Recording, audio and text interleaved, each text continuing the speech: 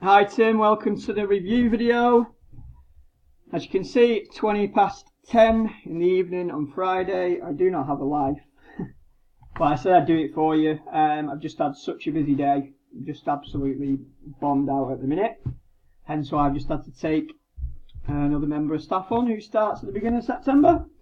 But anyway, so I'll jump into it. Basically, the first thing we check is the page speed. Now, I have done it, but it's irrelevant because if he's going to have a new website, it is going to be fast. But you can also, just for future reference, if you ever want to, impress anybody with page speed, then you can run it through a free test. If you just Google testmysite.withgoogle.com, you can put in the domain and it'll show you some information. Now, this website actually loads in a good time, 4 seconds. So between 3 and 5 seconds is good. As you can see, if we click down here, but obviously the warning is that the fact that it's not mobile responsive, so it's probably losing on about 60-65% of his traffic just because it's not mobile responsive. You probably already knew that. The next thing is the SSL certificate, which is I've not made the video big enough up at the top here for you to see the domain. But if you type his domain in, you'll see next to it, it'll say not secure. And that's just purely because it's not got an SSL certificate. So that's something that needs addressing because Google have just rolled out update 68, and they're going to start showing not secure in red in the search engines. Apparently, I don't know how long that's going to take to come in, but it is showing not secure now in a grey writing. Whereas if you have the SSL certificate, which you get through your hosting provider, it will have a nice green padlock. And obviously Google is trying to push everyone to secure the websites, to encrypt all the data, to obviously, prevent hacking, and it's to do with all the data protection, as you know, with EU law, they just brought in the new GDPR. That doesn't actually, qualify. This website obviously doesn't qualify because it's Australian. Unless he's unless he's actually, selling his services to Europe, but obviously I don't think he is.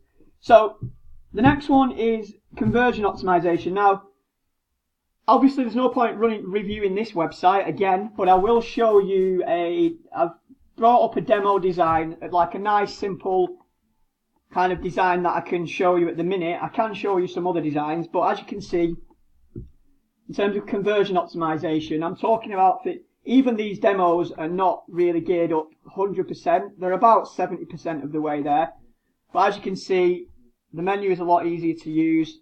I hate that little wobble there, so just ignore that. I hate these moving graphics as well. And ignore the cheesy light headings. But as you can see, it's got a nice slider with all the different kind of services.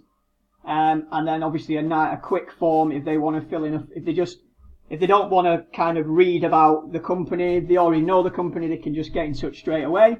But that's there all the time, obviously. Now, what I will say at this stage is, I would have a testimonial or a case study in this section here. So I would have like the client, what they did for the client, the problems that they solved for that particular client, and then I'd have as many case studies as I could possibly fit in the slider. I recommend about 5 or 6 for like the different services that they've done. And there's nothing better than a testimonial, not just a testimonial that says,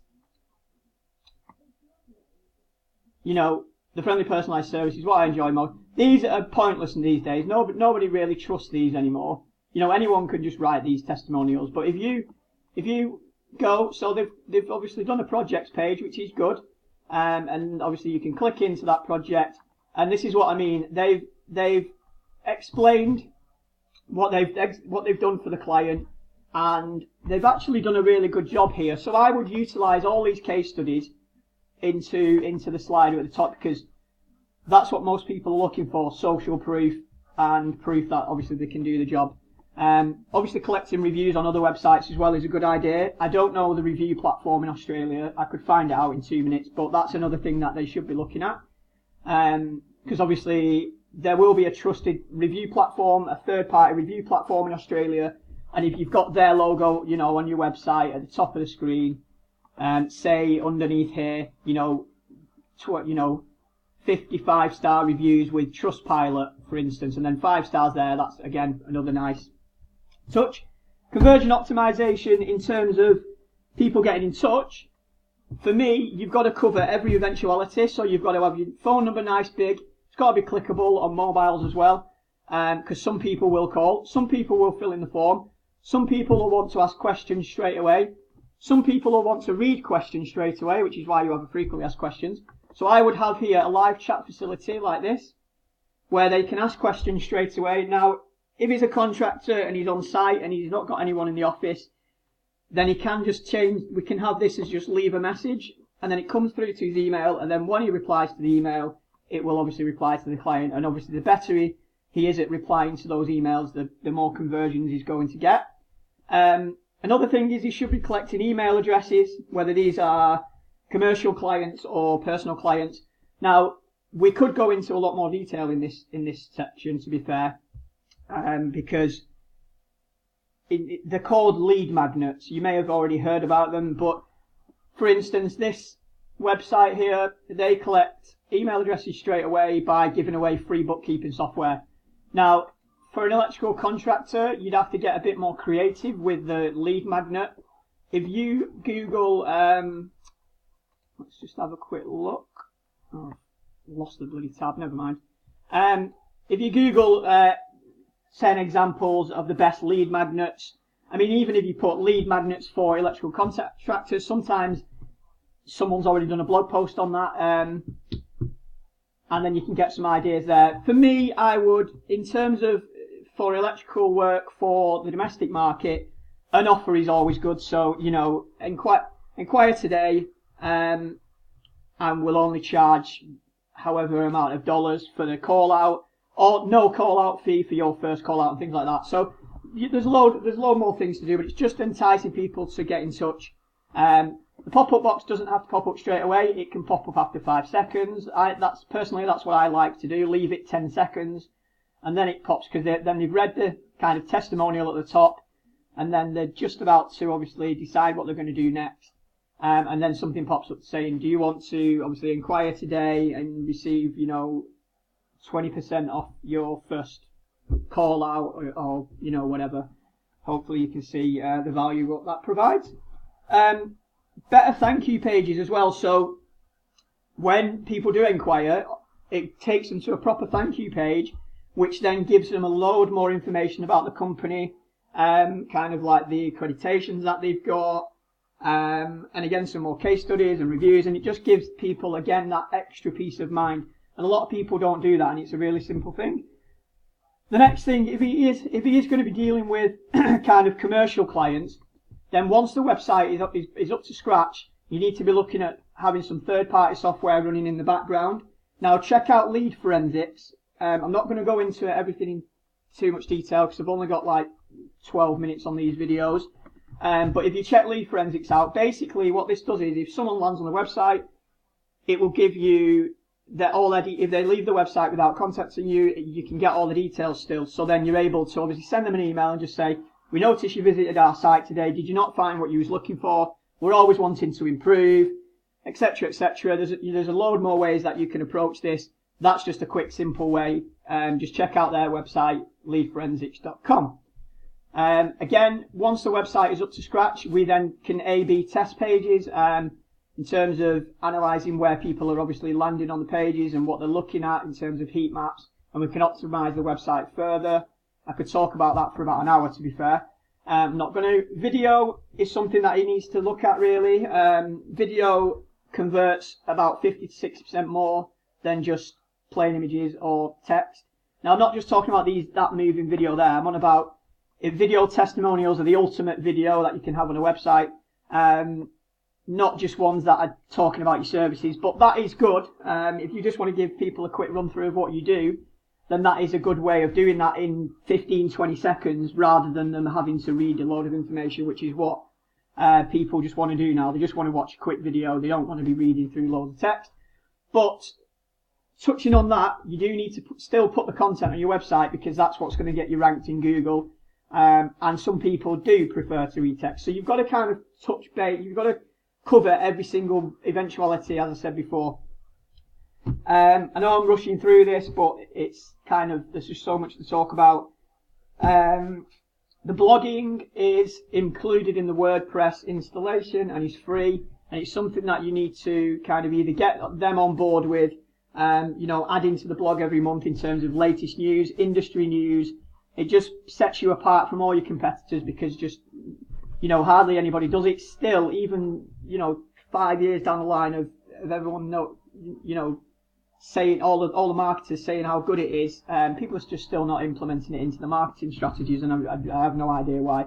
They probably think, obviously smaller businesses, they're not going to employ someone to take this on, but we can help with this. You know, we do have a blog post service that is relatively, competitively priced, and you know, the return on investment, you know, going forward in the future is always positive. There's just no way about it. No two ways about it, sorry. Have we missed anything off? I do these like kind of ad hoc. I have got a list somewhere that I go off, but because it's late, I haven't printed it off. I couldn't find my other copy. But hopefully you can see that, I'm not just a web designer. I am passionate about making people's websites work for them. I'll just quickly show you actually this demo. It's not just a home page. You know, it's got like a team page, certificates, advantages. These are like the things you need to put in as well, like the USPs of this company. I mean, everybody puts the same cheesy things like, you know, free estimates, low prices, blah blah blah. You've got to kind of try and set yourself away from your competitors in this way, and we are able to do that if, you know, we get involved in the web marketing strategy. In terms of price, the website we can do, for a website like this, we can do for £399. That would cover the size of the current website as it is now, with all the content pages that he's got now, but into a nice new design.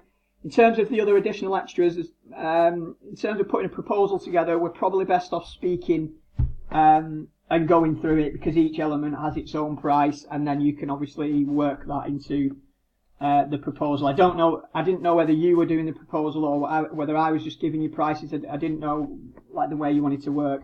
I'm guessing obviously we both don't know which direction it might go in, whether I'm just going to do the design for the site and maybe get involved with some marketing, but hopefully you can see that I know what I'm talking about. You can check my blog out on my website. Obviously you know my website by now. It's onewebdesignberry.co.uk. I am going to be rebranding soon, because we are dealing with national clients now, and this website isn't really designed for that. It's kind of a small business, you know, local town website, which is what I still am, and I'm still passionate about serving the smaller businesses. But we are going to rebrand to deal with larger businesses as well, because we're obviously expanding in the next couple of years too. So hopefully you've learned a couple of things. If you need any more information, please do get in touch. Let's arrange a time to maybe speak on the phone, and hopefully I'll speak to you soon, Tim. Cheers, mate.